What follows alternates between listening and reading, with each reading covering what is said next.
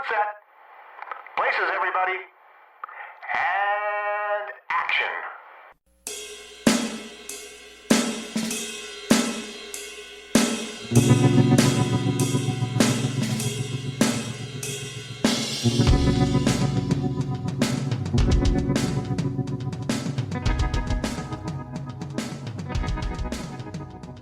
It's time once again for the Hooked on Movies podcast. Today, we are celebrating a Chicago classic. 40 years ago, Ferris Bueller's Day Off was released. How exciting. And with me, as always, our Ken. He's very popular, Eric. The sportos, the motorheads, the geeks, the sluts, the bloods, the wastoids, the dweebies, the dickheads, they all adore him. They think he's a righteous dude. And Ted. I am a righteous dude. You are. So, Eric, life moves pretty fast. If you don't stop and look around once in a while, you just could miss it. And of course, I'm Eric. Hey, you know what, Ken? This podcast is like a museum. It's very beautiful and very cold, and you're not allowed to touch anything. We Very don't touch true. Ken. Yeah, we don't touch anything or anyone. Lawsuits. Lawsuits, that's right. And we thank you all for listening on all the many, many outlets that you can find all your popular podcasts on. Of course, our friends at the Dorkany Network and all other podcast avenues out there. We say hello. Hola. Gentlemen, do you remember the first time you saw this movie? It would have been on TV because it was all over TV when I was little. So Yeah, I was also 12. Movie theater. You saw it in you the saw theater? it at the movie theater? Yes, this was a time frame where my dad was dropping us off all the time to go watch movies. Okay, The 80s were a very big time for me to go to the movie theaters, actually. that's awesome. Your dad just didn't want anything to do with you, did he? No, My dad He's sometimes like- would go with us. It's but like, then he little would- Kenny, just go to the movie. I think I said this on our Goonies podcast. He took us Yeah, to the you Goonies did. one and fell asleep. Well, I can't That's blame awesome. him there. That's A lot of times he would take us to movies and fall asleep. Well, One he's tired. time we took him to see the sequel to Analyze This. I think it was Analyze That. yeah, it put me to And sleep too. Yeah. He didn't fall asleep at that one, but during the previews, there were there were some hot ladies, and my dad decided to be very vocal during the previews of the movie. Yeah, Oh, Wally. Oh, Wally. Oh, that was back in the day Wally. when I took him with my other friends, he wanted to be one of the boys, so he would say whatever came to mind. Gotcha. Yeah. Probably Awesome. where I get that stuff from. Probably. Okay, well, you know what? I saw that I had to see the thing on TV as well. I don't remember the time frame I saw the movie, but I can tell you sure as hell wasn't a theater. Might have been a rental. Might have been VHS. Probably was VHS. It could have been too for Yeah, me, but I I just know. remember seeing it on TV all This the time. movie just feels like it's been around forever in my childhood. This is one of these weird movies that I don't think I know anybody who hasn't seen this movie. In our age group or in general? Yeah, in our age group. Okay. Yeah. Nobody in their 20s right now would bother with this film, pretty much. Some, but I don't think they can relate to it. It's I don't know. I think there's a lot of. I think there's a lot of relatable relatable stuff to it. lot I of mean, relatable everybody stuff, wants yeah. to cut class. Yeah, but it really is. I know I'm using this word a lot. It is a time capsule of how high school was. Of course, a very wealthy high school and a lot of money floating Yeah. around. I noticed a few things watching this movie that I've never seen before. Popped into me Oh, yeah? this time watching it. Yep. So, for example, I'll mention one. Do you guys know what kind of stereo equipment Ferris had? Yeah, he Yeah, has very some expensive one. Some Carver. Yeah. He had Carver equipment. I didn't notice that until watching it yesterday. I'm like, oh my God, that Carver is hot. That was top tier shit. It was about $1,700 then. Probably more than that. The equipment he could have had, He It was could in have the had a tidbits. car. that Carver I equipment. mean, he was had a some good lot of stuff. expensive stuff for a guy who didn't Oh have a yeah, car. So he Yes. could have had a car. but he was Yes. going to get a car, but then his sister, How's that for Right. being born under a bad sign? Right. Right, So, right. and what she and Jeannie's driving a Fiero. I had that car. Oh, the Fiero. I had that car for No. 2 years. Mine wasn't quite as Oh, nice as hers, but The Fiero. I had it. yes. That was a piece of something. It So it's had like- some issues. It had So a it was lot of my issues. Ford Escort at the time too. Oh What? gosh. Ugh. Like moving forward. No. It had. I'm not going to go into a Pontiac Fiero podcast because I know everything about the Pontiac Fiero since I owned one. But it when it came out, it had some burn issues. It wasn't a very well constructed engine. But let's not talk. Let's not talk Fieros. Let's talk Ferris Bueller.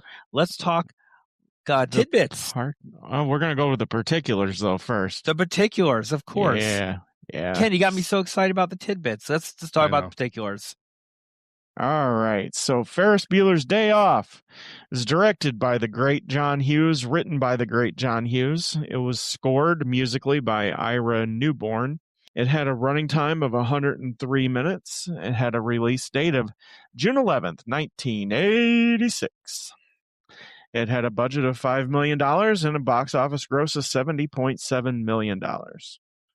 On Rotten Tomatoes, it has a critic score of a certified fresh, 83%, and an audience score of 92%. No big surprise.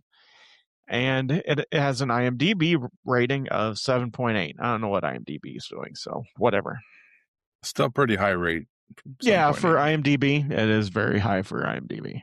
Okay, Ferris Bueller's Day Off stars Matthew Broderick as Ferris Bueller, Alan Ruck as Cameron Fry, Mia Sara as Sloane Peterson, Jeffrey Jones as Edward Ed Rooney, Jennifer Grey as Jeannie Bueller, Cindy Pickett as Katie Bueller, Lyman Ward as Tom Bueller, Edie McClurg as Grace, Charlie Sheen as Garth Volbeck, Ben Stein as Ferris's economics teacher, Bueller. Del Close stars as the English teacher. Okay. So Larry Flash Jenkins as the garage attendant's co-pilot, Richard Edson as the garage attendant. And I didn't know this until I was doing the particulars. Christy Swanson has a cameo as an economics student. Didn't catch that. Really? How did you not catch that? Is she the one? Is she Simone? He's sick. Yeah. Oh, I didn't realize that was Christy Swanson. Really? I like Christy Swanson. The one talking on the phone, or no, the one in class where she says that he's passed out at the 31 flavors. And all that stuff. Yeah. I guess it's really serious. Yeah. All right. So you didn't bring up our favorite comedian. Well, Louis Anderson. He's in here as the flower delivery person. Doesn't even have and a line. Stephanie Blake as the singing telegram nurse. Oh, and one last little better-looking nurse, at least. I mean, someone that's a little bit. How dare you? How dare you? Sorry, but I mean, one little last star. Louis Anderson in a skirt. I mean, why does she have all those guys with her? Because protection. They're because she's the nurse that. Because she is the nurse that. I'm sorry, but Louis Anderson with her just right there ruins the mood for me. So. All right. Okay, so one last little starring here. John Hughes does make his final on-screen appearance in an uncredited cameo role as a man running between the cabs in Chicago. Really? Yeah. Oh, wow. I didn't know that either, but he does. That's weird, wild stuff. Wild stuff. Okay. You know it's also wild? Ken's Tidbits. That's Ken's right. Tidbits. Ken's Tidbits.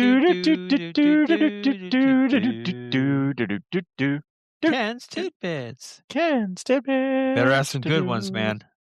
We'll see. Yeah, we've built them up now. So I know, right? Well, during the parade sequence, several people were seen dancing, including the construction worker and the window washer. Originally had nothing to do with the film. They were simply dancing to the music being played, so John Hughes found it humorous, so he decided to have it filmed. I'm sure he got releases later. Cindy Pickett and Lyman Ward, who played Ferris's parents, were actually married in real life after filming this movie. Oh. They later divorced in 1992. Oh. And unfortunately, the Ferrari in this movie is not a real Ferrari. That I knew. It's a replica. It was too expensive to abuse, so they actually had 3 replicas made for it. They're not going to trash. Too They're not going to expensive trash a bunch of abuse. Ferraris. And Ferrari's probably more than the budget. So yeah, most likely. Bill Paxton was offered the role of the garage attendant, but turned it down. And unfortunately, he regrets it because John Hughes never offered him a role ever again. Oh, well, he died. I've actually heard that from, well, John Hughes still lived on for a good, 10 more years? 10, at least 10 years. But that's something I've heard about John Hughes, is if you rejected him, he then no longer wanted to work with you. You were dead to me. You're dead to him, huh? Nice. Yeah. Kind of like Anthony Michael Hall, who also was offered the part of Ferris and rejected it. No, I think he was offered Cameron. He was offered the role of Cameron, but rejected it because he didn't want to be typecast. And so John Hughes didn't offer him another role again. So instead he did National Lampoon movies. Well, that was before. That was before Tiger. Nia Sarah beat Molly Ringwald out for the role of Sloane Peterson because, according to John Hughes, she had elegance. Wow. She did. Wow, though. Sorry, Molly, you just lack elegance. Yeah. Well, Molly Ringwald does lack elegance. Let's be honest. Oh, okay. You know, and probably people are like, "Oh, look, it's 16 Candles or Pretty in Pink." Mm-hmm. You start using the same people over and over again. The movies get typecast. Right. And I think another thing is John Hughes also said that it was, kind of beneath her. It was a smaller role. So he figured that it wasn't it. So he was doubling back. He was like, okay, you don't have elegance, beneath but Molly you don't want this Ringwald. anyway. Okay. Yeah, her career just blossomed after. Okay.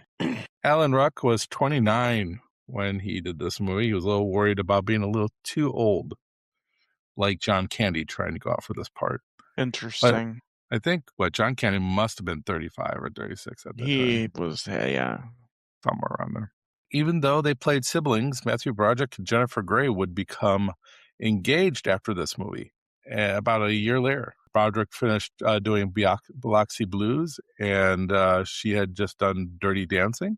Yeah. But then the couple tragically was involved in a fatal automobile crash in Northern Ireland. Yep. And the passengers of the other vehicle, a mother and a daughter, died in the accident. Yep. It's haunted him forever, and then he ended up marrying the horse. So, I don't know. Wow. Wow. Actually, I think Jessica Sarah Parker, for a while there, looked pretty hot. Charlie Sheen was recommended by Jennifer Grey after they did Red Dawn together. Alan Ruck and Matthew Broderick actually were acted together in a Broadway production of Biloxi Blues. Very cool. Cameron's Mr. Peterson's voice actually was an in-joke imitation of the director of that. Oh, I love that voice. Yeah, that's a great voice. Yeah. A family member dies and you insult me. I use that line all the time.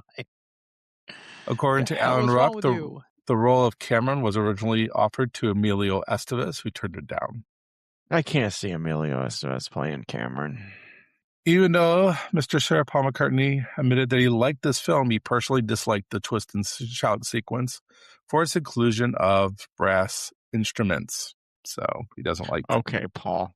He doesn't like anybody messing around with the original. All right. Music. Calm down, Paul. You redid Twist and Shout, so just calm down. Yeah, they covered it. Yeah. Yeah. I thought you meant him later. So. No. Yeah. Well, they did a better version though. So. Of course. Yeah. I mean, that goes without saying. No, the original is still pretty good though. Still, it just doesn't have the energy of John's voice. All right. John Hughes wanted to film a scene from the script where Ferris, Sloane, and Cameron go to a strip club. Paramount executives told them that there were only so many shooting days left, so the scene was scrapped. Yeah, that's the reason why. That's why. Clearly the reason. That was clearly the reason. They wanted to go to the Admiral. Right. Or the Silver Slipper in Ottawa. I think they would have stuck with Chicago. The Admiral. Probably. The first edit of this film had a running time of 2 hours and 45 minutes. Yeah, that's way too long. Sorry, hold on to your knickers here, everyone. Here's the people that were up for the role of Ferris was Rob Lowe, John Cusack, Jim Carrey, Johnny Depp, Tom Cruise, Robert Downey Jr., and Michael J. Fox. Anyone who's anyone in 1985. There's a couple there that you could possibly see. I can't see I don't think Jim Carrey was even known at that time. Yeah, no, he Once wasn't. bitten, all he's doing. Done. If you, I mean, unless you were in the Even then, he's Canadian too old, I think. comedian scene. I see John Cusack in it. Tom Because John Cruise. Cusack does Because the. you can see John Cusack in every movie. Well, that's because John Cusack plays the inner monologue very well, and that's what Ferris does. He does the monologue thing throughout the whole movie. So Ken could see John Cusack doing the courtroom scene from A Few Good Men, and sure, you know, sure, why not? All right, Jeffrey Jones was cast as Rooney based on his performance in Amadeus, not because he's Jesus a pedophile. Christ. Dude, I Rooney. forgot he was in Amadeus. Yeah, he plays. I completely forgot that. Yeah, he plays the Austrian king. Yeah. This is this pre Howard the Duck? Yeah, I think so. It's right. It's right. Howard right Duck came there. out in '85, I think. I think it's right there. Yeah. It's right there. Hey, it has Leah Thompson in it. Howard yeah, it does. the Duck. A very, very attractive Leah It's Thompson. a low point of George Lucas's career, that's for sure. There are a few. And my last tidbit, Christy Swanson was originally cast in the small role of the girl who talks to Ferris on the phone. If you remember, how's your bod? I do. Yep. Right, hey, Ferris, how's your bod? Yeah. However, the role was recast with Kristen Graziano because John Hughes felt it was better for the film. Hughes did like Swanson so much, though, he offered the part of the economics student, which was shot in Los Angeles. So, should I know that name, Graziano, for that actress, or no? I feel like I've she- seen her in okay. something before. She's, you know what she sounds like? She sounds like one of the characters from Clerks because she sounds New Jersey. She doesn't sound Chicago. She probably just ended up doing porn or something. Wow. Okay. When the career goes south. Righty. Wow. Sarah Jessica Parker's getting a couple of strays here, and now the poor girl who has like 4 lines in the movie gets caught a stray too. So how about we get to the plot here, Eric? So for anyone who's been living under a rock since 1986 and is not familiar with this movie, I'm going to read you the plot. We had to watch this movie? Oh my, yeah, come on. Okay. I watched it just to watch it, even though I've seen it 1 trillion times. I could quote every damn line in it. Okay, the plot. Ferris Bueller pretends to be sick to get out of going to school. He easily fools his parents, but his sister Jeannie is suspicious. At school, Principal Rooney suspects Ferris is faking and is determined to catch him in the act. Meanwhile, Ferris's classmates spread the rumor that he is seriously ill.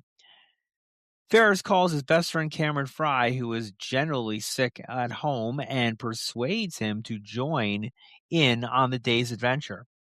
Ferris and Cameron devise a plan to get Sloane Peterson, Ferris's girlfriend, out of school by pretending her grandmother has died. Principal Rooney is again suspicious, but is tricked by Ferris, who impersonates Sloane's father. Cameron reluctantly lets Ferris borrow his father's prized Ferrari, and the trio head into downtown Chicago. They visit several iconic Chicago landmarks, including the Sears Tower, the Art Institute, and a fancy restaurant where Ferris impersonates Abe Froman, the sausage king of Chicago. Was that Shea Whitey? Where did they go? Do you guys remember the name of the restaurant? Oh, okay. It's the same restaurant that's used in the Blues Brothers. Yeah, No, it's Shea Whitey. Yeah, it is. So, No, again. Tibbetts, I didn't use it. It's well known that it's not the same restaurant. Oh, I thought You were fooled, Ted. I thought originally that that was the same restaurant too, but it's not. Okay. The rumor is broken. Ferris jumps into a parade float during the Von Steuben Day parade and lip syncs to Twist and Shout, energizing the crowd and further fueling Rooney's frustration. The trio discovers that parking attendants have taken the Ferrari on a joyride. Cameron is distraught, and they try to roll back the car's mileage but fail, leading to Cameron's emotional breakdown and realization about standing up to his father. Jeannie continues to try to expose Ferris but ends up in the police station where she meets a delinquent who encourages her to let go of her resentment. Ferris races against time to get home before his parents and Principal Rooney discover he was out all day. He overcomes several obstacles along the way. Ferris makes it home just in time. Jeannie decides to cover for him, and Rooney, defeated, is left stranded. Ferris's parents remain oblivious, and the film ends with Ferris advising viewers to make the most of life's opportunities. The end. Actually, he tells them to go home. He tells them to go home. Yes. You're still here. Go home. You're still here. You're still here. So what motivates Ferris to take a day off from school, and how do his reasons reflect his personality? I think the question should be, what motivates Ferris to actually go to school? To school? Yeah. And I don't think there's anything that motivates him to go to school. That's right. Nine times. I don't remember 9 times. Yes. I think for him, well, first of all, his excuse is, yeah, it's a beautiful day. How can I go to school on a day like this, right? Of course. Right. It's every day. How can you expect me to go to school on a day like today? Yeah. Yeah, Well, I mean, Sloan says later on, when you woke up this morning, you had everything in your mind already planned on how you were going to do the day, right? You read my So mind. he probably wanted to do everything they did. Go to the museum, go to a Cubs game. Should have been the Sox, but that's okay. Is that another tidbit? Well, It's first a of all, tidbit that Ken didn't use. there was no White Sox game during the day, during school hours anyway, back in that day. Well, occasionally on a Thursday, I would imagine they would have had a day game, so they could have made it work. Because John Hughes, as Ted had mentioned off camera, was a White Sox fan. So Right. But yeah, Must have killed him to have Cubs in his movie. it makes a lot more sense though, because when you think about kids playing hooky, where they would go play hooky would be a Chicago Cubs game, north side, especially on a Friday, and especially where they are. I guess Chicago. no. I guess it isn't Friday. I guess it isn't a Friday, is it? They don't because really they say that but she's going to go to school the next day. So he does say that I need to go to school tomorrow, and then you got the girl on the phone. Hey, how's your bod? How's your bod? You think you'll be alive for this weekend? And he's like, yeah, right. Might need a kidney transplant or something. And how about that? Payphones in high school. Oh my goodness. Payphones in high school, yeah. While we're on it, let's talk about the time capsule that is Ferris Bueller's Day Off. Some of the things that scream 1985 when this movie was filmed. Harry Carey on WGN. Harry Carey, yes. Tube televisions. Remember, like arcade games. Yes, Yeah, arcade games. arcades. That's right. The green desktop computer. Yes. A lot of wallpaper. The way that house is set up, a lot of wallpaper. That house screams 1980s. Yes. The kitchen, everything. They had a nice, unique yard, though, right in front with that, the curve, driveway, and then you had all that. The circle drive, Yeah. Yeah, but then you had like plants pedestals. And everything out front. Yeah, the pedestals and It was really cool. Yeah. I thought that was kind of a cool thing. All John Hughes parents live in great mansions. They do. They're all wealthy. Yeah. Yes. They all go to New Trier. Yeah. Well, except in Pretty in Pink. That's true. I mean, you have some people that live on the poor side of town. Yeah. Yeah. Everybody here is rich.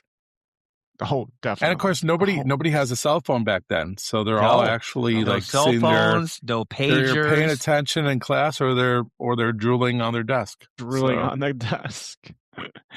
And the hair, oh my God, the hair. Yep. Oh, I miss 80s something. hair so much. Somewhere Michelle's missing that too. She loved 80s hair. 80s hair is a bomb. I'm remembering now. Granted, I was not in high school in '85, but I had friends that were and stuff, and I was just going to high school in '86 when this came out, so this was like my movie before I actually went to high school. So it was kind of like this is what high school is going to be. Yeah. Okay. Yeah, I was going to ask you. You're like, oh, is this the summer before I go into freshman year of high school? Yeah.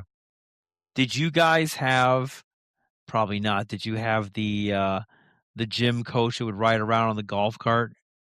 We didn't have not that in grade school, but in high school, riding around.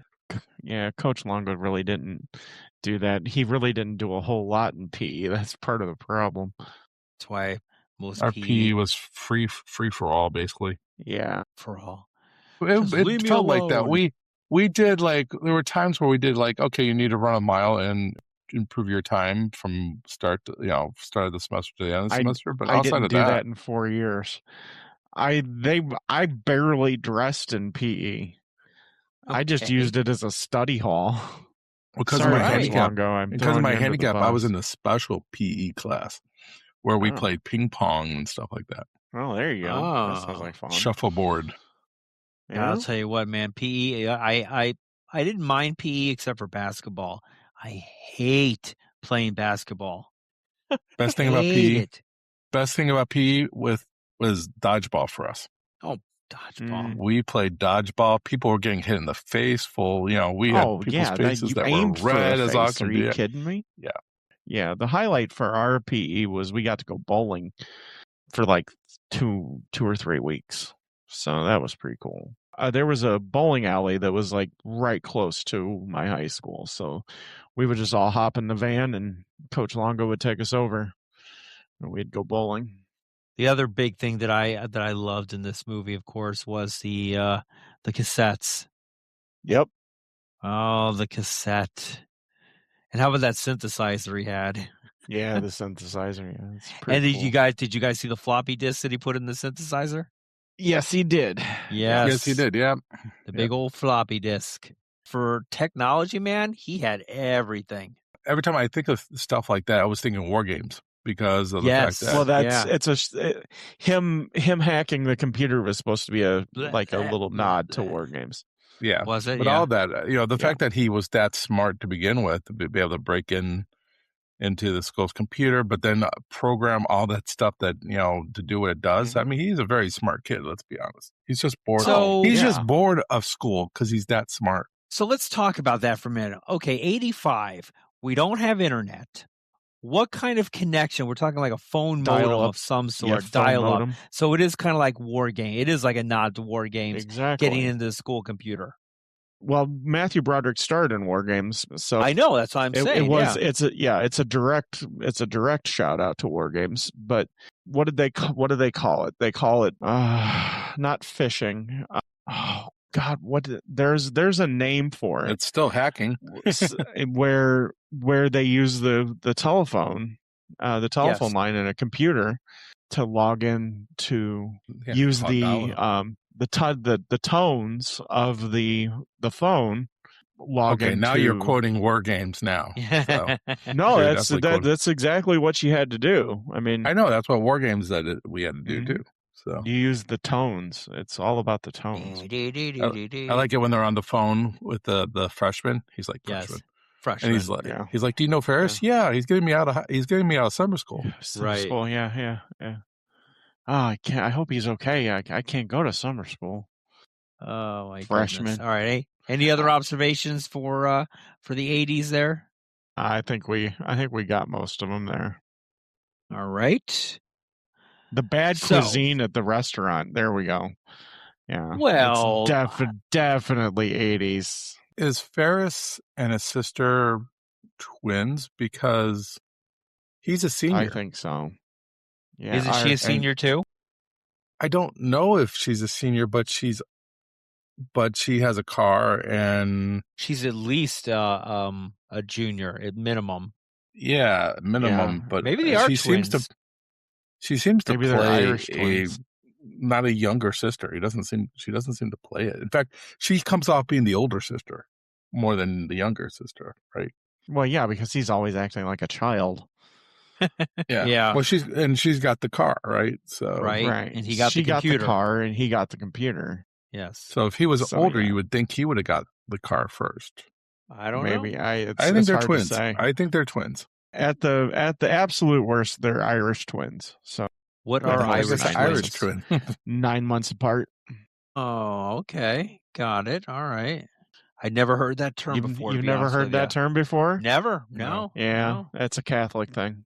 Irish twins. Is it okay? Catholics known for having children within 9 months of each other. Irish, yes, very much so. I went to grade school with a family who had 20 children. I graduated high school with a guy. He was the last of 17. Okay, that's just crazy.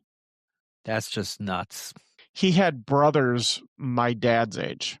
This is like out of Good Will Hunting when he's naming off all his siblings. Yes, exactly. Ricky, Ticky, Tommy, Something like that. Yeah. All right. You like apples? Anything else out of 85 that catches your eye here? Not for this No. movie, no. I mean, obviously the infamous Fiero. Fiero, yeah. The infamous Pontiac Fiero. Very big in 85. Rolled out in 84. Big in 85. Big seller for him. Well, of course, landline phones.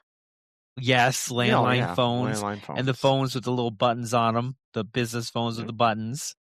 I think we got them all. That reminds me, I just love the principal's assistant, and she's just plucking pencils out of her hair. Yeah, right. Grace.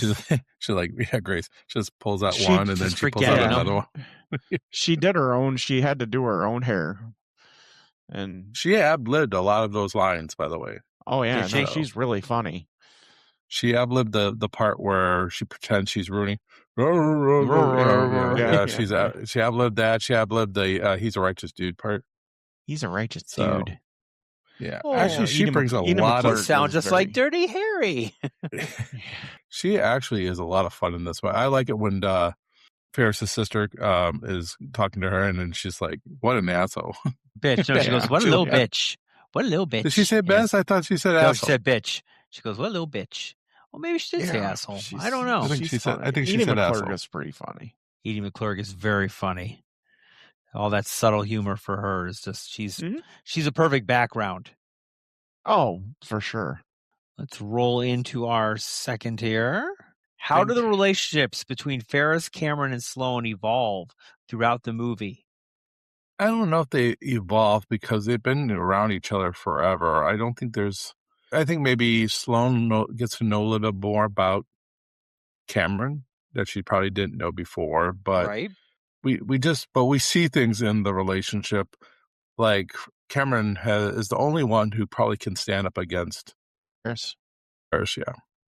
I just don't think there's anything that really builds for that relationship, but we get to see the type of relationship they have throughout the whole film. And Cameron, as Cameron says, I could have stopped you. You're not, like you're not the greatest thing since sliced bread type of deal. And he even says, if you'll come over, you'll stop being my best friend. He's like, you've been saying that since like the fifth grade or something like that. Right. So their relationship is strong.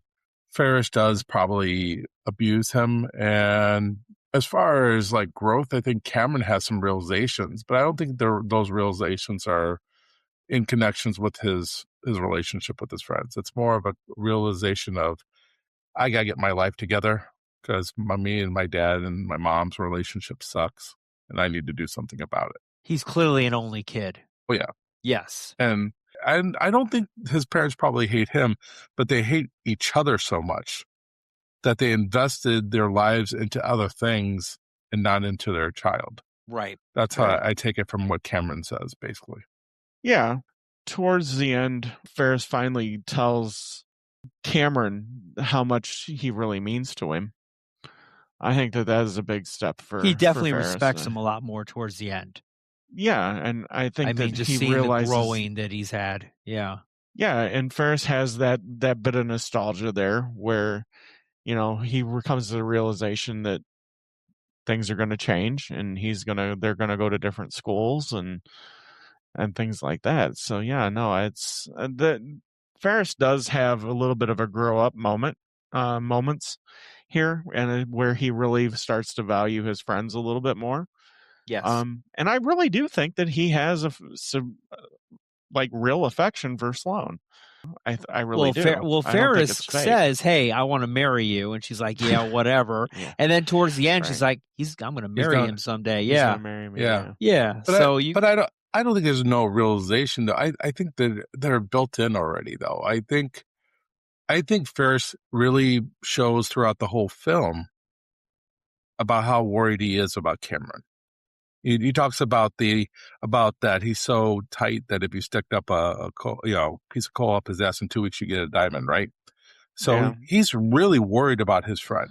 And that's And he to a does po- he does have this he does have the speech in the restroom at the snooty restaurant Naughty. too. So I mean, their relationship, I think, is a very strong and unique friendship, because how can you Cameron fakes his death, there in the pool when he drowns and stuff like that, like he's not Yes. breathing, and then he Bueller, goes, "You're Yes. my Ferris, hero." you're my hero.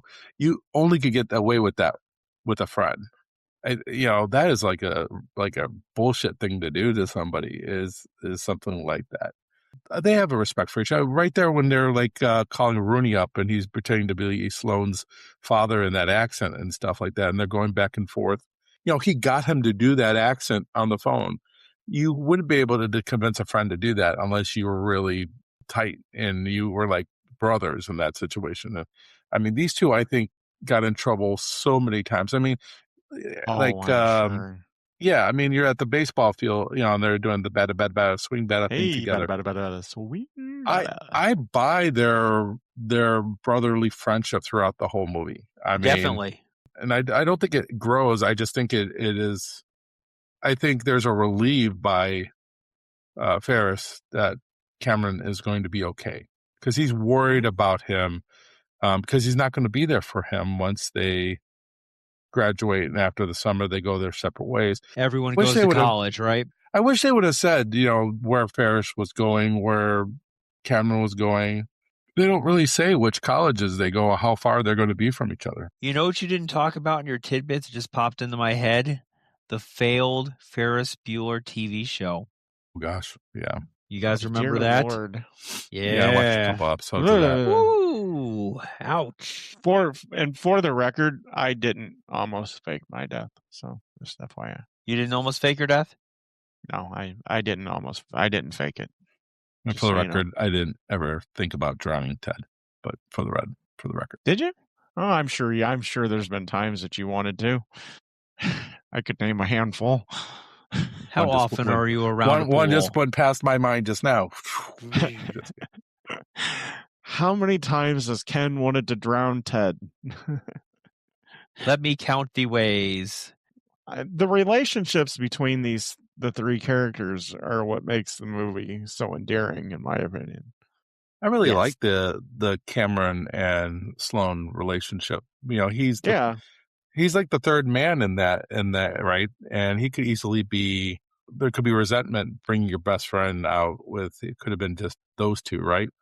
And I like how she really is concerned about him, and she's actually trying to get him to snap out of, him being catatonic. And of course he, looked at her when she was changing, I guess. So, Yeah, Wait, pretty wait, funny. wait. yeah.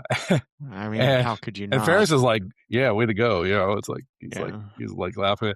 I wonder where they went for that pool and jacuzzi. Was that her house? Maybe they came back to her house. I mean, did they break into somebody else's house? They really don't. They didn't really break don't into Where's that anybody's house, but scene? it's- Where's that? It's part of the 2 hours and 45-minute uncut director's cut. It's interesting. I don't know where they're at, but they're really relaxed. Like they're not worried about anybody coming there. So they know. I feel that being that comfortable there, they must know the place. Yeah. It's probably her house because they all have money behind them. So, Yeah, I would imagine so. yeah. I would think so. Yeah. Probably right, because all their parents are, working, good jobs, all that fun stuff. And speaking of parents, great segue there by me. Hey, look at you with that segue. Look at me. Yeah. You're What just role, zooming around on your in- segue in- and just in what ways does the film portray authority figures, such as Principal Rooney and Ferris's naive parents? bunch of dumbasses. Yeah, the Well, parents are idiots. Yeah, They're they are. so And he's Little like, too trusting. Yes. worst performance ever, and they He never bought doubted it for a second. Yes, exactly. When I see that, I do cringe at it a little bit because it's so bad that, I mean, you look at it and he's faking, and you think of the parents and you're like, but they are very loving parents. I mean, they're Extremely loving. Like, yeah. Unless you're Jeannie. He goes, "You want? I guess we should just shoot her." Right. Yes. Yes. wow, Yes, yeah. I love that scene. Yeah. Yeah. It's like, damn. I think we should dude. shoot her. Yeah. Yeah, I think we should shoot her. It's think- like, wow. Wouldn't it have been 'cause- great if one of them lived? Anyway, to me, it almost looks like that the perspective of the parents in this situation, that we're seeing the parents through the perspective of Jeannie, that they're just complete buffoons, and that he just gets over on them every chance he gets. well, That's I mean, kinda how I see she it. has doubts. She has doubts, and she thinks about that when she talks to Rooney, and that's why she goes home and checks on him, and Yeah. she has her doubts. And then I like it when at the police station, they were like, yeah, we're telling them that, we're pulling My for We're all God, rooting that's for so, him. that's Yeah. so funny too. Yeah, tell him that the guys at the department here, we're all rooting for him. yeah. Right. But I mean, I like them in the sense that they're good at their jobs too. They have really good, so I don't think they're buffoons per se, because you have that the dad is talking. I would have loved it if he was talking to Abe Froman. That would have been awesome. That would have been classic. Or Abe Froman shows up after they're leaving. What do you mean my reservation's canceled? Yeah. Right. But the dad seems to be somebody who takes charge. So Yeah, he's not an respectable. idiot. They're not He's just- idiots. They're guy. just naive parents. Is really They're what it is. blinded. They're blinded. Yes. So, and they play favorites. Yeah, I mean, let's be honest. They play Clearly. favorites. Yeah, You think? They're like, Just a shut little. up, Jeannie. yeah. Like they don't believe her for a second that somebody was in the house. No. Yeah. Right. Yeah, Right. it's- Yeah. But then Rooney is just, I mean, he's a stereotypical 80s principal. that Yeah. Is he wrong though? Part- No. again, No, he's not seen, wrong in He's it. seen Ferris for 4 years. Yeah, 9 he's times. definitely not Yeah. wrong, but we're meant to despise him, and he does Well, a good when job of it. when he knocks out the dog, I definitely despise him. Well, that's a little extreme. That's What about for sure. breaking into the house? Yeah. He definitely gets his comeuppance. That's for sure. Rooney eats it. Yeah, I mean, Rooney there was eats little it. things here and there. I mean, the pants are split down the middle, and and he gets the shoe in the mud, and so all these bad things kind of are happening to him. He kind of Cars deserves towed. it. He's Yeah. yeah. I mean, he's trying to break into somebody's house to prove that a kid is not sick from school. It's Yeah. A little breaking and entering there. Yeah, a little stupid. It seems like that that Ferris has gotten over on him so often that he just can't take it anymore. That's fine. It is what it is. Well, it's because Ferris runs to school. Apparently he doesn't. does, right? And I think he's kind of jealous of that. The fact that the kid I'm has got all sure. this respect and he doesn't have any of that respect, except when it comes to Grace. Because Grace is awesome for him. So, All right. Next question. What role does Chicago play as a setting in the film, and how does it contribute to the story? It is the story. it's Yeah. huge. It's is also John Chicago. Hughes. It's also John Hughes. It's Right.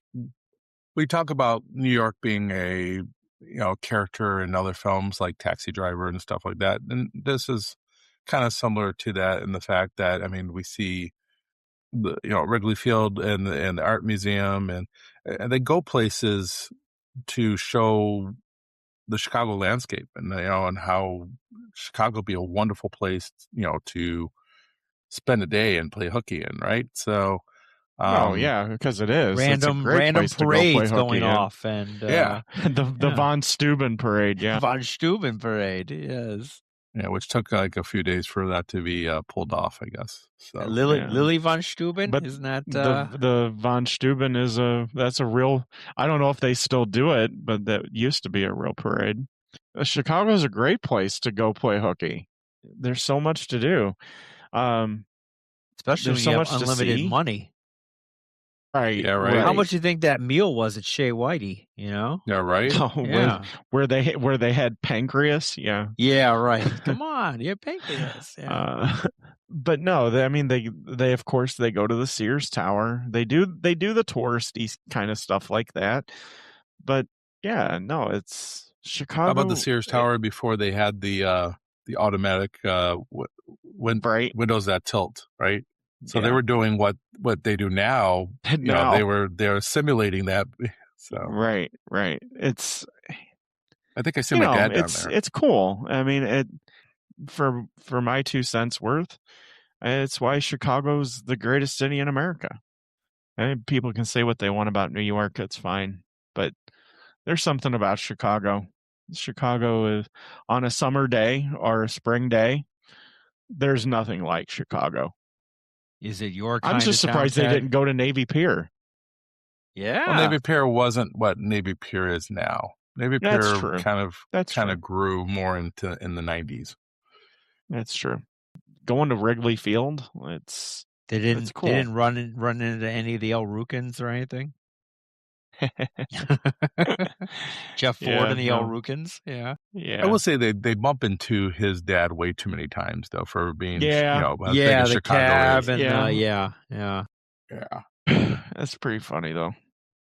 It makes for some comedic timing. He's licking the window when Yeah. she's like in the Yeah. cab. Making obscene gestures. Yeah. 4,000 I like restaurants in the downtown area, and we picked the one my dad's at.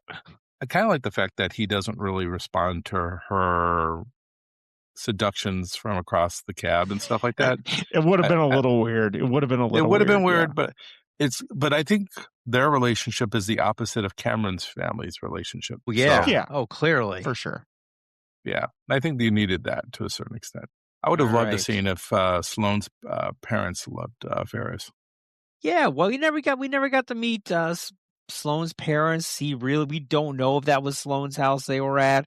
Kind of learn a little bit more about Sloane, right? Yeah, well, we need to know more about the dead grandma. All we know is she has a fake father and a dead grandmother, right? Yeah, and that she makes out with her dad. Yes. Yeah. So that's how they do it in that family. All right. How does the film balance humor with more serious themes about adolescence and growing up? There are a few serious scenes in this one. Yeah. All the serious scenes are Cameron. Really? Yeah, it's all Cameron. I mean, there is the moment where, we talked about Ferris wanting to marry Sloane. And that's a serious relationship issue because, like Ted said earlier, these guys they may be not growing apart, but they're going to be apart because of college and all that. So I think that's a serious moment. But Cameron is a very serious person. So, very serious person. With some he's got problems. He's got real. Of everybody in the movie, he has I hate to use this word, he's the realest character. He's the one has the most relatable issues. Yeah, and no one can relate to Ferris Bueller. I mean, let's be honest. No, come on, guy's a god. I knew kids that were kind of like Cameron. They were super rich, so everybody thought that they didn't have any problems. My dad has a limited edition Ferrari and everything. Is like, well, everything must be perfect behind closed doors. And it's just, it wasn't the truth. I mean, I knew kids but like all that those in kids high are school. going, all those kids in those high school, most of them have a little bit of money behind them. These are all white collar families. Shermer High. Shermer High School. Shermer, Illinois. Yeah. Yeah. I mean, because even in the Breakfast Club, even Judd Nelson's character he's not trash. He's trash for that area. Right. But he's not, I don't know. I don't know about that just because of the fact that, what the father does to him and stuff. It sounds like they would be in a trashy type of house. You wouldn't come with a guy who, cigarette butts wouldn't be somebody from a $200,000 home. I mean, not saying that can't happen, but yeah, I could tell you stories. But I mean, it sounds like a drunken guy like that might not be extremely wealthy either. So, but that's how my take on that. But Breakfast Club is another movie for another time. Yeah, it's another movie. But another movie. Cameron's dad he's a non-existent entity, and he does literally non-existing in the movie. From what we know of him, he's an absent father. He doesn't interact with Cameron other than if it's in a negative way. Cameron, same with the mom. You say, yeah, the same with the mom. The mom's checked out too. She's in Decatur, and if I'm lucky, she'll stay there. Wow. Unfortunately, she's coming back. Right. Yeah, that's a that's a statement. It's relatable. It's actual reality in this fantasy world that's been created here of privilege. Not everything's always sunshine and roses behind closed doors. Well, I think that's where we don't know enough about Cameron too, because Ferris is the most popular, guy in school, right? Where's Cameron in that? Cameron comes off as being somebody that probably doesn't have any friends outside of Ferris. But when you're the most popular guy in school and you have a best friend, you'd think people would gravitate to the best friend to get, to have that in, right? So I would have liked to Yeah. know what his relationship with his classmates were. If Not he's, necessarily. I mean, I think just because I think it adds be to, overlooked. what if he's like having a grand time in high school and stuff. The only reason why he skipped school was because he was sick, right? So Ferris? but no, I'm He was talking about Cameron. happy. Well, the way John Hughes described it is it was based off of a friend that he had who was he was more at home and felt normal when he was sick, and he would stay home. That's something that's very relatable. It's very real. I mean, if you look at Cameron, just look at how he dresses.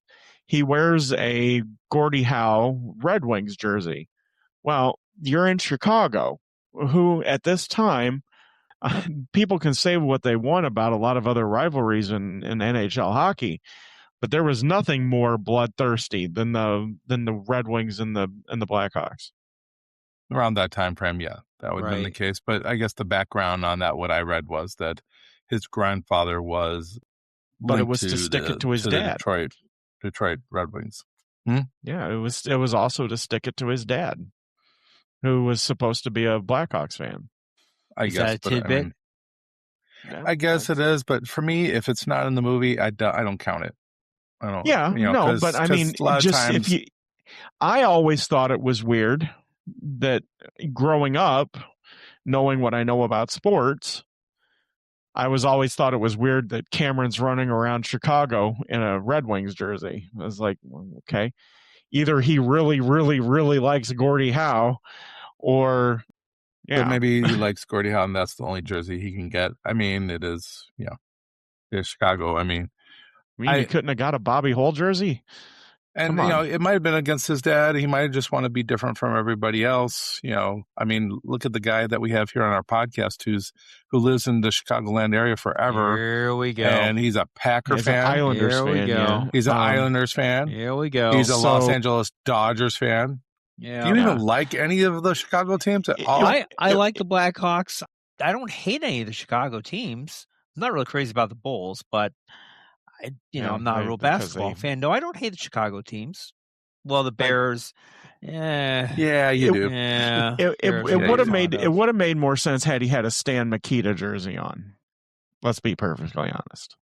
I think it symbolizes that he stands out from everybody else. I think he's different, and that's what we like about him is he is different. He, like I said, he doesn't take Ferris's shit. He can go toe to toe with Ferris. I am kind of interested how he is looked by his peers. I would, how his school life is. Like, I know what Ferris says is that he's never had a girl like him. Yeah, he's never had a girl, period. And maybe that's because he's 29 years old and everybody is like under 18. He's best friends with the most popular guy in school. He's invisible. Probably with the way he likes it though too. Probably. Yes, I think so. I think he's perfectly happy flying under the radar. Like you said, he likes to just stay at home. He's cool with just in his own little cave, leave me alone. But he does love hanging out with Ferris. He does. That's why he caves in, because he, at the end of the day, he enjoys his time with them. If he didn't, they wouldn't be best friends for all this time. Right. Exactly. It's their yin and yang. They work off of each other. And the great thing about the yin and yang thing is, even though they have different personalities, when they work together, it works great. The invitation of being Sloane's father, and going back and forth, and then him slapping him when he says the wrong thing, right? So You were a little wrong though, right? Or doing the voice of the cop at Shea Whitey. Yeah. So Well, it's same basically the voice. same- It same is the voice same and voice, yes. So do you guys think Ferris's actions are justified? Taking off school. That's the whole movie, is his day off. Are his actions Sure. justified? Faking an illness, manipulating his family, manipulating his best friend, manipulating everything. Or were his actions to help Cameron get out and have fun for the day? I think if it's about Cameron, then I think it's justified. If it's just about him, that's 9 times. I'm sorry. Nine times. But if it's about Cameron, if it's truly about Cameron, then I think it's justified. We don't know on those other 8 times what he did. We don't know if he, if this is normal for him. Next time he's going to have to actually cough up a lung. Right, right, exactly. Well, wouldn't it be funny that Cameron missed 9 times too, but Rooney doesn't give a crap about Cameron? Yeah, it doesn't. Right? Yeah, he's completely invisible. Right. I think it's 50-50 with Ferris. Ferris wants the day off, but he's also concerned about Cameron. And I think he knows that Cameron's sick, and he knows that he can get Cameron out of his house. So I think it's 50-50. But he also needs the car. That's the other thing. Right, he needs the car. But here's the thing. Right. I'm going to get myself in trouble. You always are in trouble. Is it that big of a deal? I did it. I faked being sick to get out of school, to stay home and just watch The Price is Right and, and shit. So, I mean, yeah, sometimes you just have to do that. I believe that the kids call them mental health days now, is what they call them. I got one better for you, and I've never told anybody about this. Never. Fire alarm, police department. You called it a bomb threat. No. What I did was, so PE. We're playing baseball. And there was a play that I should have easily made. Okay. I dove for the ball, but I should have made it, and I missed it. Completely missed it. So instead of being embarrassed about me missing the play, I pretended I was knocked out. He broke his own finger. Really? The ambulance came and everything, took me to the hospital. Goodness. No shit. The whole 9 yards. That's awesome. The whole 9 yards. And then I came back to school at the end of the day to grab my stuff, so nobody seemed to care that. Dude. You pretended you got knocked out the cover. Okay. Yeah. Wow. Yeah. I actually had to give blood and pass out. Never said anything. That's actually pretty good. Out. That's pretty good indeed. I haven't done anything remotely like that. Ambulance came onto the field. I sold it all the way in. Man. I sold it all the way through. That's awesome. Wow. Never told anyone that. Almost took it to your grave. Yeah. Almost took it to the grave. That is so freaking cool. I have to say. Wow. Yeah. I had to think that they knew I was faking it, though. I was listening to them talk to each other. They didn't seem to be really concerned. Yeah, they're like, this guy's. So what are you doing after the ambulance? We're gonna go to. This guy's full. That was basically the conversation, pretty much, from what I can remember. Yeah, that's hilarious. But you know what? They have to cover their CYA, right? Oh, that's funny. The only thing were you awake in the ambulance too, or did you have to play the pass out guard? No, I came to a little bit in the ambulance. The smelling salts. Oh my God, he's passed out on the stretcher. They're getting a defibrillator out on him. Clear. Oh my God, that is so funny. No, wait, I'm okay. Doctors must have known because they didn't keep me very long. I think I was in the hospital for a couple hours, at least. Yeah, I'm sure, because all of a sudden you're perfectly fine. Did they do X-ray, CT scan, anything? I think they did a CT scan. Oh, that's that's big bucks. They scanned your cat, huh? Yeah. Good thing I had insurance, right? Yeah. Oh my God. Didn't find anything that I can. You checked out okay? I don't know if I checked out okay, but they didn't find. That's awesome. The only thing that I can come close to that was I gave blood for volunteer service hours, and the lady stuck it into an artery instead of a vein, and I filled up a bag in less than a minute, and I passed the hell out. and I was out for 2 hours, and the vice principal had to drive me home. I will say there were times that I spent a portion of the day in the nurses area to avoid a test. There you Wow. go. Related to Truth Ted, I passed out giving blood once. I passed out at the iodine swab. Yeah, I actually made it to where they stuck me, and I'm like, oh. I filled Let's that change bag the up. subject, man. I hate needles. That's jeez. The next thing So I heard was you the went lady to the said, nurse's office to avoid tests, huh? From time to time. Fake a seizure here and there. Fake a, I don't feel good. Stick a pen down your throat, like. And the nurse is just like, okay, lay down right there, and then you lay down there, and then after like an hour or so, you're like, I'm feeling better now. Okay. They're like, I'm sure you all are. of a sudden I feel better. I feel much better. Can I have a cookie and milk? All right. Yeah, they tried to your give me a parents? cookie at the blood giveaway, and that still didn't bring me down. I suck. I didn't do anything like that in high school. I can't. You were a good boy. Sports, huh? You were a good boy. No, I was a good boy. I wasn't a great student though, but I never even thought about faking stuff. I'm racking my brain and nothing is coming up. No. Damn. We, on the final day of senior year, the majority of the senior class came to school drunk because the senior girls all kidnapped the boys and took us to a park, and we were supposed to have quote unquote orange juice, but we had screwdrivers. I bet you had screwdrivers. Yeah, we were Orgy Fest. Was it Orgy Fest. Orgy Fest. We were lit when we got to school, and some of us drove to school. I won't mention names. I didn't even do senior ditch day. No, really? We did that instead of ditch day. I was in sports in high school, and my coach was very adamant, especially since I was on academic probation my junior year, so I had to get my shit together my senior year. He's like, I don't recommend anyone on this team ditching. If any of you have any aspirations of going to state or the conference championship or anything, I don't recommend it. I didn't. I bowed to the pressure. High school was interesting for me. I mean, I think of the homecomings and the proms that I went to. Those are stories for another day. But I mean, geez, I never went to homecoming or prom. No. Really? Nope. I went to senior prom. I went to homecoming 3 times. Our first homecoming, we actually all went out to eat after. A bunch of our friends went out to eat afterwards. Denny's. Problem is, none of us, we didn't have a license.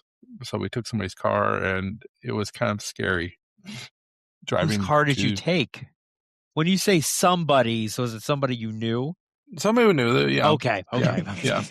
It wasn't like we over did. here. For whatever reason, we had permission, but the guy who was driving it, my friend George at the time, we were scared to death while he was driving us, from back and forth.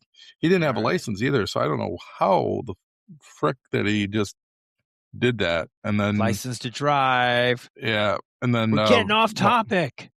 I know, but it's the high school years, right? Getting to do some things with your best friends and stuff like that. So, can you imagine this movie with an R rating? What they would have done? Well, that would have been the strip club. They would have went to the strip club. Yeah. Which, I mean, the whole movie is really PG oriented, except for the part where the nurse comes over. Little language. The little language, but when the nurse comes and gives that little, I'm the nurse that likes to. That's PG though. That's still PG. She never says I think that's PG-13. No, man. She never comes says the up word. to the line. Comes up to the line. It's Rooney's language and some of Jeannie's language that brings it up to that PG-13 character. All right, so we all agree that Ferris's actions were justified. Sometimes. Quoting, maybe not the other 8 days, but at least this one, right? So quoting, and I think nine. And I think it's because this is the last time I think they can really ditch. I think this might be the last chance, and he wants to make the most out of it. Yeah, That's why he includes both of them. Okay. So we're all in it. Quoting one of my favorite lines from Risky Business, of course, Booger. Sometimes, Joel, you just have to say, what the fuck? Mm-hmm. Of course, that's an R-rated movie, but yes, okay. Yes, it is. Yes, but it's it a is. good movie. Good movie indeed. All right. We know Cameron's character changes by the end of the film. What do you think really prompts this transformation? Do you think it's the day out? Do you think it's skipping school? Do you think it's him just getting a revelation on life, just thinking about everything, and then at the end just saying, you know what, I'm taking a stand. I've had it. I'm done. I'm not letting anyone roll over me anymore, period. I'm done with it. In the car, when he's really happy, he's had the best day ever. He's like, I can't believe you did this on the float. I had a great time, all this other stuff. And then to see the speedometer, 175 miles more. With the odometer And on it, yes. With yeah. He's like, oh. And then he just freaks out. But he even says I believe at the pool, he says that when he was catatonic, basically during that time frame, He's faking a little bit, but yeah. He was faking, like really thinking deep thoughts here. And I think what happens here is he realizes that if he just lets go, that he's going to have a great life. Ferris isn't going to Ferris is not going to let anything bad happen to him. And I think he wants to be Ferris, but he just doesn't know how.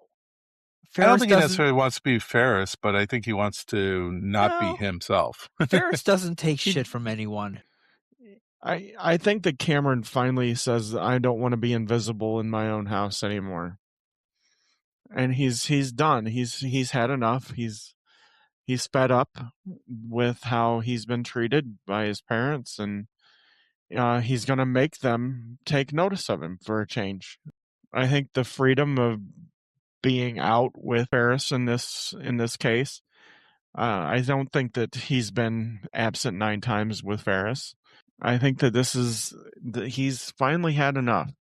He's tired of being made to feel like an accessory, like a stove in his own house, and he's a human being. Kudos to Cameron. I don't know if he necessarily wanted to completely trash the Ferrari, but he's willing to take the heat for it. That's an expensive mistake, though. All right, so the movie obviously has Ferris breaking the fourth wall. Do you guys think this is one of the best movies of this critique of a movie of the fourth wall breaking, if you will? Pretty good. Yeah? It's up there. It's why Deadpool works as much as it does. I don't think I like the end one. I don't think at the end when he comes out and said "go home," I think that's so dated now because everybody watches movies at home. So right. Well, and Deadpool, I mean, he mocks it perfectly too. That's a good point, Ken. Everyone's watching movies at home now. No one's going to the theaters. Everybody does watch movies. So 1980s, right? Everyone's going to the theaters to watch these movies. Good call. I didn't think about that one. The rest of it's pretty good. Like when he's like on, what is that, a piccolo? Right. What is that? Never had a lesson. Right. It's a clarinet. It's a clarinet. Clarinet. I mean, stuff like that is good. I mean, him explaining. That's why I think John Cusack would have worked out on this movie, is just because he always talks to the audience. He's always talking to that, breaking the fourth wall. Yeah. So, if you were Ferris and you could spend one day in Chicago on a summer day, not a winter day, summer day, what would you do? Ken? I'm actually not a Chicago fan. I don't actually particularly care to go downtown, but I like museums. That's the thing is, it doesn't have to be out and about. I like to go to the museums, and, baseball game's nice to go to. There's great museums in Chicago. Absolutely. Yeah. So, but as far as being in the outdoors, like I said, when I was a kid, that Navy Pier really wasn't a thing. Navy Pier really didn't become a thing until the mid-90s, basically. And then, by that time, I didn't even go to Navy Pier until the 2000s. And Navy Pier is nice and all that. I think it's a little overrated. It is. It's a tourist place.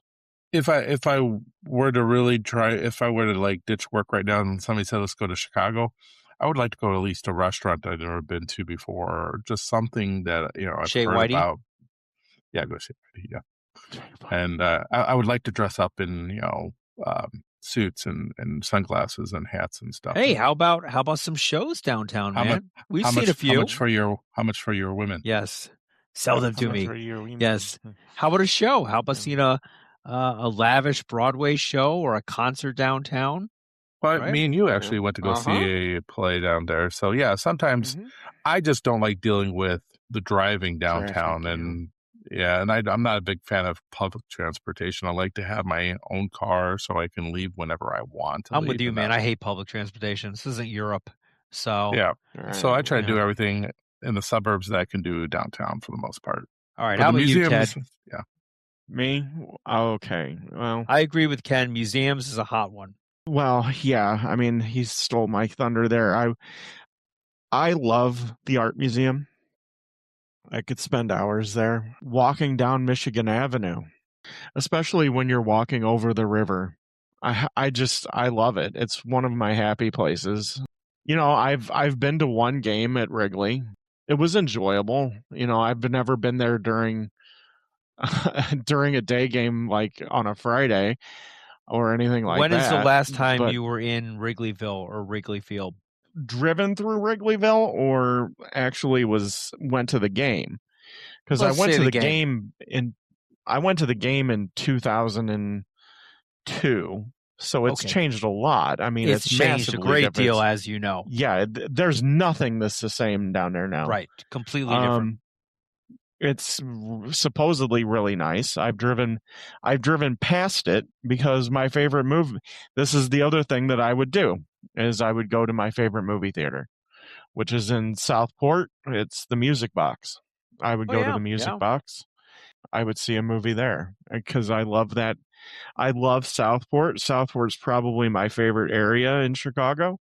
There's really cool little boutiques and like antique places there and some good little restaurants that probably a whole lot of people don't know about. When Michelle and I were, I always wanted her to get a job teaching at the school that was like right across the street from the Music Box. I was like, we could just live here. Yeah, that's expensive. That wasn't going to happen. Yeah, no. I'm surprised none of you mentioned the Admiral Theater. I'm hurt. Okay. No, I've never went to the Admiral. Of course not. Actually, for me, I would definitely go. I would spend a day. I'm kind of like Ken, not a real city person. Try to avoid it if possible.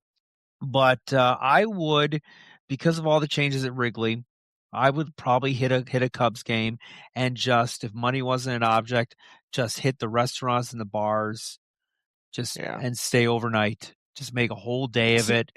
I went to a Cub game. I went to opening day last year. Yeah, the Cubs. Yeah, you did. And you did. I might be going again this year for opening day. So I will say this: opening day for a White Sox fan, opening day for a Cub game, it's actually pretty cool to see people like really into their team, especially knowing that in 162 games that it's not going to equal out to nothing. Wow. Okay. Yeah. So, but I mean, but they're very passionate, and I appreciate a passionate fan base. That's why I'll never hate the Cubs as fully as I hate the Packers. Because we don't have a passionate fan base, or because of the Packers? Your passion is misplaced. That's all. I see. Here's the thing: you guys grew up here. You grew up with Chicago looming in the Here we go. He's playing the bumpkin card. Growing up in Quincy, yeah. The biggest city we had closest to us was St. Louis. St. Louis just can't compare. I'm sure the people in the Quad Cities appreciated that. So Chicago is, to me, being up here, Chicago is one of my happy places. I love it down there. I love everything about it. You can have it. I mean, it's just but it's so you were much only fun. 4 hours away. It's not like you were across the pond or a globe or something. You're 4 hours away. Growing up, it felt forever away. It felt growing up down there. It felt like you were like it was a different planet. Okay, it's hard to describe. But So if there was a city you wanted to live in, what city would it be? Chicago. In the United London. States or outside of Well, the United States? I could say everywhere. I'd go with London, England, but that's me. I mean, So, if I we're keeping think it you in the want to United go to States, London first before you say that. Yeah, I that's mean, probably true. Try test it out. If we're talking the United States, I would want to live in Chicago. If we're talking worldwide, probably Berlin. If I were For going me, in or state, Rome. I probably would be like Philadelphia or somewhere in that area because of the rich history of, I'm a big 1776 kind of guy. Nobody wants to live in Philadelphia. Philadelphia's a But shithole. Well, it doesn't have to be Philadelphia, but it should be around that particular area. Metro where Philly. I Get away love from Pennsylvania. Suburban. Yeah. I love the idea of just being in all that history. And you would be real close to Gettysburg there too. So, Oh yeah, you should be in Pennsylvania. Sweet. where would you live, Eric? I don't know. Wouldn't be Chicago. No, I'm Yeah, I'd live in sick of the Chicago. Midwest. I'm done. Of all Des the Moines. places I've gone, the what? Des Moines.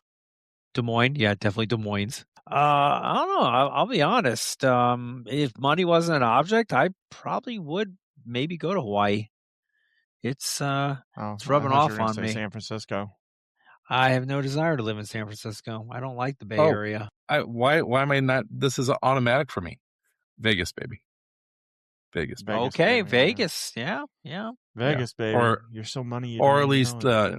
like Henderson or something like, Oh dear God! suburb Just stay near- in Vegas. Yeah, no. you Well, don't living wanna live in Vegas you is don't wanna, You don't want to impossible. live the trash around it. That's not a trash town, Ted. Henderson's No. not a trash town. Why Suburban? would you think there was a Yeah. trash? Yeah. It's a very nice area. I might actually. live in like Montana, Colorado. I've lived there before. I like Colorado. Wyoming, love Wyoming. Moscow. Moscow, Idaho. Yeah. Salt Lake City. I like Salt Lake City. There's a lot of great places I would go. You Vegas, you would actually live in Salt Lake. You like beer. Yeah. I can drive to Evanston, Wyoming. I can drive to the Idaho border. I can get my booze and Okay. alcohol. I'm not worried about it. You like Alright. beer? Where we should go is the Red Light District in Amsterdam. Well, Yeah. Yeah. I mean, come on. There's a now. lot of places. There's a lot mean, of places I would go. But I we're couldn't- guys, I we're couldn't getting off on a live in tangent here. Amsterdam. We're I getting know. off- I know. We're getting If off I on a lived in tangent. Amsterdam, it would be All right. it would be very, very bad for He'd me. be an IV drug user. All right. Let's finish it off with a wild card question for you. What scene in this movie is your favorite, and what scene would you change if you could? Or a scene that didn't make sense to you? I'm thinking of one in my head here. Something that you're like, you know what? The obvious is in front of us. Why aren't we doing this? Anything? If there was one thing that I don't really care for, and I know it's a popular thing because everybody quotes it and everything, but I don't necessarily dig the whole restaurant thing. I could do without the restaurant part. Abe Froman? Yeah, it's fine. So it's funny I you know bring that I know up. it's a big joke. Because my thing that I would change has to do with that scene too. So they walk up there. He claims to be Abe Froman. Why does the guy just ask for ID? Right. Well, yeah. You're Abe that's Froman? true, Let too. me see your driver's license. It's that simple. Right. Come on. Right. It's still 1985. The people have ID. Yeah. No. It's a little far. yeah. There's a few liberties that are taken in this movie that you kind of have Right. to suspend a little bit of reality. But that was the scene that kind of drove me nuts. I'm like, just ask for Yeah. ID. End the discussion. And as far as favorite, Yeah. that's tough. I guess I would cop out and say the montage scene of Chicago from the Wrigley after Wrigley all the way through to going through the art museum and everything like that, just because I love it so much. I wasn't crazy about the twist and shout scene either. But he sings Dankeschön before that. Everybody forgets that he sings Dankeschön. Oh, I didn't forget it, but why would a parade have two songs on lip sync mode? Well, they didn't. That's the thing is the people in the they were running it. They were like, "Where's this in the program?" Right. That's a little, Right. some liberties were taken. Right. Yes.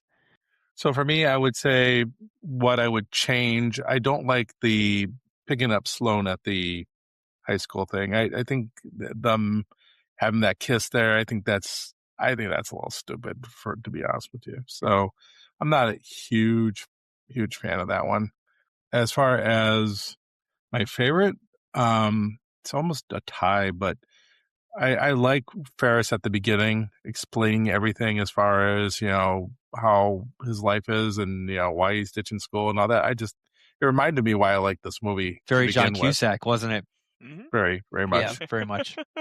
The other one would be anytime Grace was in the movie. Yes, Edie McClure, yes. She was just hilarious. She was. The pencils in the hair, the righteous dude part, and then her interaction with Ferris's sister. I mean, you're bad Ed. You shouldn't be throwing anyone, Exactly. Yes.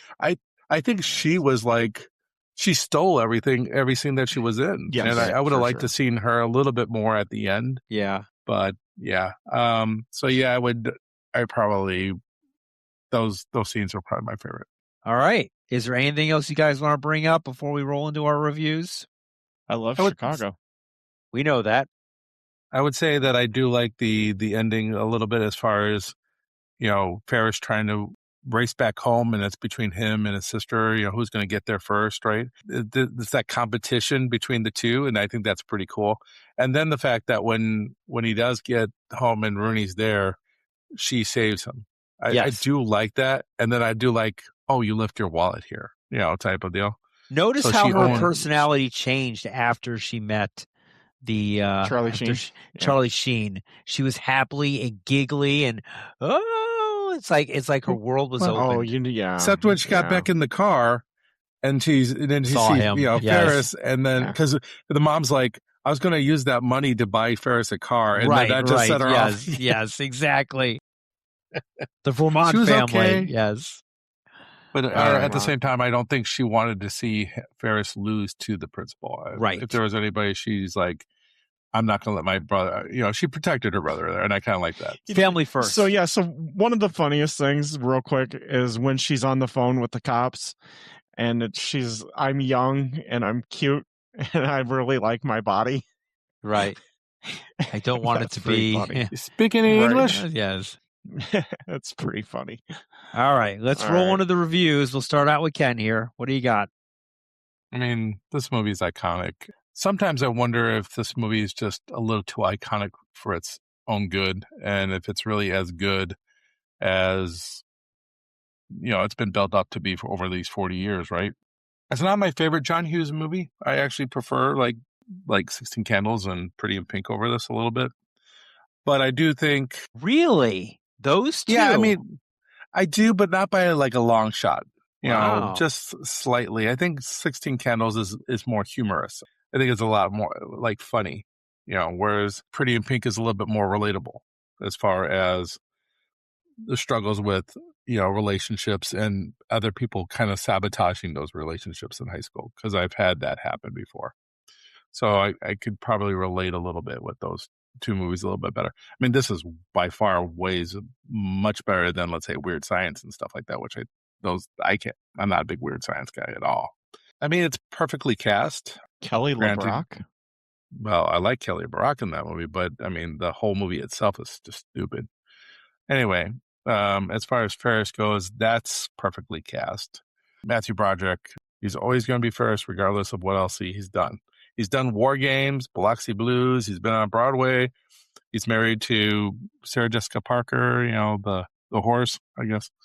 Again, I thought she was attractive until like maybe 20 years ago. You need to probably just get to the point. It's a 4. I want to go 4.25. I was really close to staying at the 4, but I'll go 4.25 because when I did watch it again for this podcast, that nostalgia just kicked in for that first 15 minutes of the film. And I was like, this is why I like the film. So it does hold up all these years, even though we were like, this is a time capsule, but it does do a great job of dealing with problems that we've dealt with when we were younger and kids still deal with today. Just technology is different. That's all. But yeah, 4.25. I would agree with you. The movie, I watched it and I was like, just doesn't hold up like it used to. I was really just watching it saying, like, there's some great lines. I love the lines in this movie. I love the camaraderie between everyone in the movie. But I was like, it's dated. It is a time capsule, one that I can relate to, but it just felt very dated. But I always enjoy watching this movie. It is always a blast and always a treat. I don't know if the younger kids would really get into it, but you know what? Who cares? We're talking about people of our age. It is iconic. People quote this movie. They know this movie. It's gonna go down as probably this is probably John Hughes' biggest, along with The Breakfast Club. I'm not a real Pretty in Pink fan, or what's the other one with Lon Duck Dong, or 16 Candles. Thank you, 16 Candles. Yeah, I mean they're great, good movies, but these two are the ones. These are the ones he's on the map for. I'm like you, Ken. It's like 4.25. I'm going back and forth. I'm going to go 4. I'm going 4 hooks. Ted. There are certain movies that you really are definitive movies, and this is a definitive movie. This is a definitive movie of the 5 80s. hooks. Excuse me. Excuse me. The nostalgia is there, just like Ken said. I mean, this brings back a lot of feelings and a lot of everything. I've owned this movie in every version. I will probably not Blu-ray or not Blu-ray, but not Laserdisc like Laserdisc. Eric probably did. But I I owned don't it think in I have this VHS. one on Laserdisc, but I might. There is a Yeah, possibility. See, I owned it in VHS. I owned it in DVD. I owned it in Blu-ray, and I own it in digital. Is it on 4K? I mean, Is there a 4K of this? I think Yes, so. I there think there is. was There a is? remastered. Okay. So, Okay. yeah. It's John Hughes, man. John Hughes was a gift to the world, and this is one of his masterpieces. It's hard not to give it 5 hooks. I'll probably shock you both and give it a 4.75. I know you both were saying there was going to be 5. There are You're movies right that I there. like. Come on, Ted. Just that I do like it. better. Do it. But as far as a movie though, I find it interesting that the two of you guys hadn't watched it in a while, because this is a movie that I'll turn on maybe once every 6 months or so. I probably haven't I get a watched it desire to watch it. honestly, 4 or 5 years. Yeah, see, I find that Longer for me. This is Yeah, and that might. Yeah. This is close. I mean, this is close to. It's close to my heart. I love it. It reminds me of the best parts of my childhood. And now that I know the different places in Chicago that they go to, and like I said, I love Chicago. Your kind of town. It's one of my It's one of my If happy they would have gone to a places. strip club, I would have probably given it 4.5. Oh, of course. Oh, come on now. The 2-hour 40-minute version where they're being knifed and robbed by the El Rukins. That would have been awesome. Where the guys don't return the car. How about that? The car is like stripped. Come on, it's Chicago. It should have been stripped. The Lincoln Park Pirates came and got it. Yeah, yeah, exactly. It's a great movie. It's a wonderful movie. I mean, like I said, I don't know of anybody our age that hasn't seen this movie. And doesn't like it. Yeah. I've never met anyone who does not like this movie, ever. Even Jennifer likes it. Right. She's tough. Really She's tough. a tough critic. She really is a tough. very tough critic. She's like the two old guys in the Muppets. Yeah. A movie's got to really catch her attention, but even she played the nostalgic card. It's iconic. And she didn't grow up here. Well, it's time once again for our movie pick for the next podcast. And this time it is up to Ted to give us the Wheel of Fortune of movies that we will choose from. The Wheel o' Death. All right. Everyone out there knows the format. I don't know if Ted's going to change it up. We will see. Nope. Okay. It's the same format, 1 to 25. You each get to pick. Then we flip, and then you get to choose your door if you want to change. Ken, you want to go first? Sure. I'll go with 123. 123. Wrong. Was it 1 through 25? Yes, it 1 was. to 25. I will go with 17.5.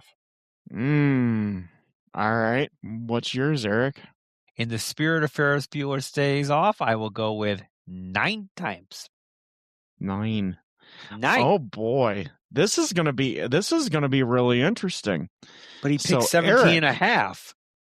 Eric, your He movie. picked 17 and a half. Yeah, he picked 7. He picked 17. All right. All right.